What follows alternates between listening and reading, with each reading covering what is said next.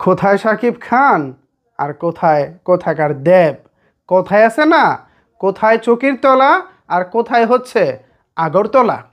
ক বলতে যারা কলিকাতা বুঝে ফেলে তারা আসলেই একটু বেশিই বোঝে।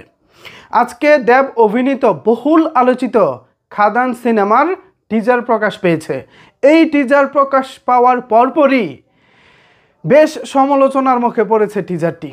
সবাই সবার জায়গা থেকে বলা বলি করতেছে, এটা আমি কোন সিনেমার টিজার দেখতেছি, কেজিএফ, পুষ্পা নাকি সালার।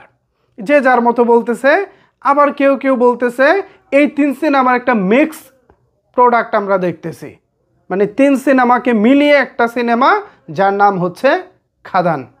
আর এই সিনেমা নাকি কলকাতার ইন্ডাস্ট্রিকে উল্টিয়ে দিবে, পাল্টিয়ে দিবে, বাংলা সিনেমাকে বড়সড় একটা ধাক্কা দিবে। কিসের ধাক্কা রে ভাই? হে খাদান দিয়ে ধাক্কা তো সেদিন আমরা খেয়েছিলাম যেদিন শাকিব খানের তুফান সিনেমার টিজার দেখেছিলাম।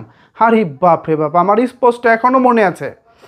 Bangla, Tamil, Telugu, Pakistani, Hindi, Nepali, Australian, American, London, বিশ্বের যতগুলো দেশে সিনেমা রিলেটেড রিভিউ করে প্রত্যেকটা দেশের শাকিব খানের এই সিনেমার টিজারের রিয়াকশন এসেছিল।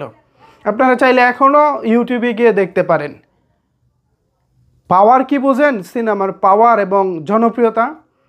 আজকে খাদান সিনেমার টিজারটা আহামরি কিছুই লাগে না আমার কাছে।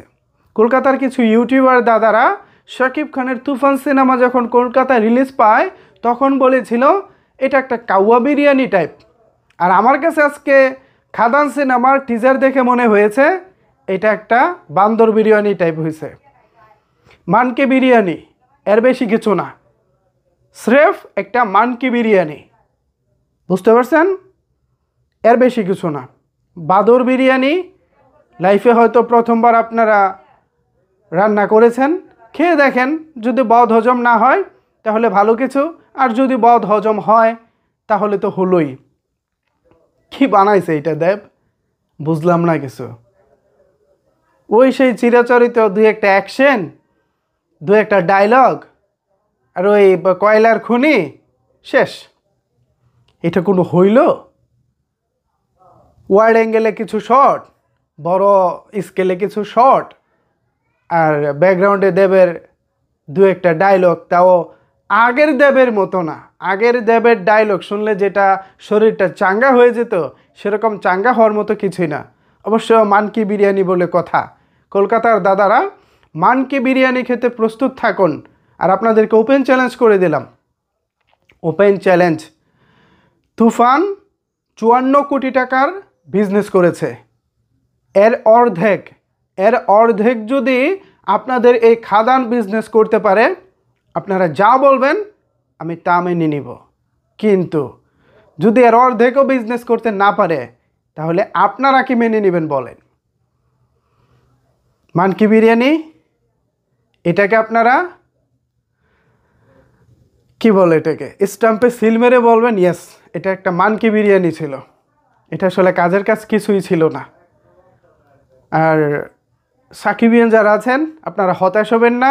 এবছরে এখনও পর্যন্ত মানে বাংলাদেশ এবং কলকাতা মিলিয়ে এই দুই বাংলায় যতগুলো কাজ হয়েছে সবগুলো কাজের মধ্যে সবচেয়ে আলোচিত ছিল তুফান, এখনও আছে।